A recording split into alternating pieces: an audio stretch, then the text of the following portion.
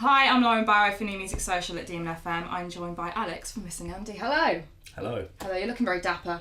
Thank you. Well, I think I look like a bit of a slob, to be honest with you. Really? Yeah. I like the watch. The watch is snazzy. Yeah, well, it's Timex, you know. Nice. Send me more. Cool. So you're kind of on tour at the moment. You're playing some gigs. How's it going?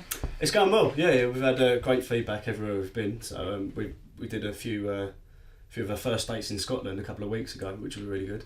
We was a bit kind of concerned as to how one of our songs is called Made in England, and was a bit concerned as to how it would go down. But yeah, they loved it. They really loved it, and it was great. And we're off to on Tuesday we go to Germany. Nice. So for 2 weeks, it'd be interesting. Have you never played anywhere outside of England before? We played in Texas a couple of years back at the South by Southwest festival there. It's a great festival. Yeah, it was good fun. But other than that, no, nothing. It's all been in the UK. Do they love you because you're English? Is that like a perk for it? Yeah, and it sometimes comes out a little bit more. You start to get a little bit more overtly English when you're a bit Dick Van Dyke. Yeah. But a lot of them thought I was Australian out there, to be fair. Really? Yeah, and even like I went to in England. I went to Shropshire like last year. Someone there thought I was Australian. There must be. There must be a bit of Cockney Australian confusion going on somewhere. Yeah. Have you ever played a gig and you just thought, why are we playing here? This is awful. Is it everyone really bad? Yeah, there's been loads of those. Yeah, but you just got to plough through it. Like we've been gigging like non-stop for the past 5 years, like pretty much. Like when we first started out, every weekend we'd be gigging, and now there's a lot more midweeks. We tend to do like 30 date bursts and then have 2 weeks off and then do it again. But there have been some real like horrible ones where you're just in a really dingy little pub and like there's a man and his dog there just like sitting like entertain me, and it's like but like if people come down and they pay money to watch you always give them the best show we can, and once you get kind of lost in what we're doing, we always enjoy it in the end, so it's all good. Yeah. Generation Silence came out last year. Yeah, I think What's so. the digital release came out last year, but the physical HMV release was March, which makes no sense to me. Don't worry, it's not just you that are confused. But it's out now. Well. We can confirm. It's official. It's out. What's been the reaction to it? Positive? It's all been great. Everyone's loved it. Yeah. I mean, like when we wrote the album, we set out to write something that when you buy an album that you've heard a couple of singles or whatever, and you buy the whole thing, you think, oh, that's a skipper.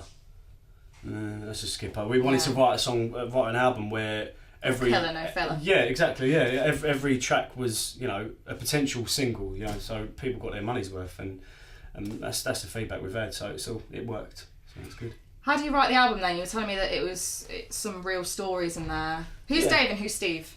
Well, tell me about Dave. Steve, I'll tell you the story. There's a song we've got called Dave.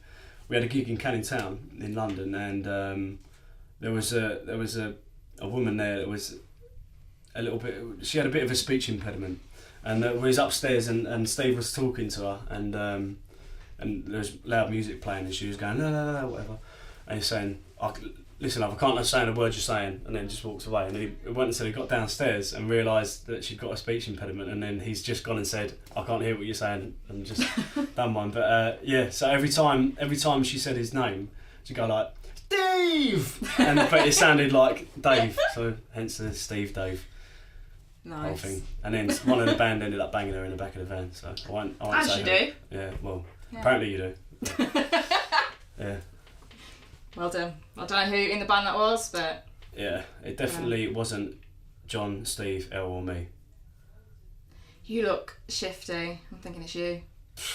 I've got more class than that. I've got back of a van. Okay, tell me what's coming up. You said you're recording. Let me know. We're writing the second album at the moment. It's going really well. We've got about 10, 12 tracks at the moment, but we really want to be in a position where we was in the last album, where we have too many songs and we have to drop some. But it's going really well. There's some definite bangers coming out there. So we'll be, once that's all finished and everything's written, we'll lock ourselves away and record that for a couple of weeks, and then probably it will most likely be released next year, early next year. Yeah.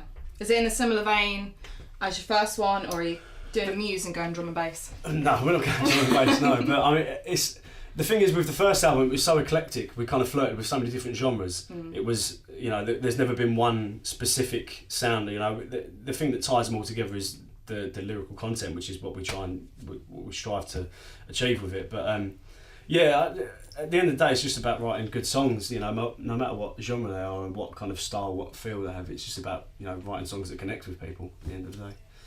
Awesome. Cool. Thank you, Alex.